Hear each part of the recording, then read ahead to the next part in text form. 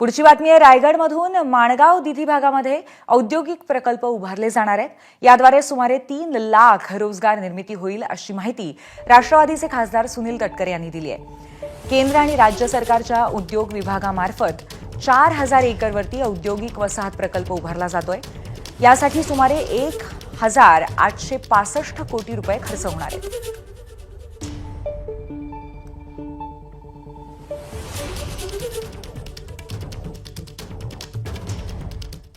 DMIC मार्फत म्हणजे Dighi port industrial त्यांच्या मार्फत ऑटोमोबाईल इंडस्ट्रीज, त्यानंतर प्रदूषण विरहित औषध कारखानदारी आणि तिसरं लेदर क्रस्टर आणि मग पोर्ट रिलेटेड ते सुद्धा प्रदूषण विरहित कारखानदारी असं नियोजन आज भारत सरकार आणि राज्य सरकारच्या उद्योग विभागाच्या मार्फत प्रस्तावित आहे.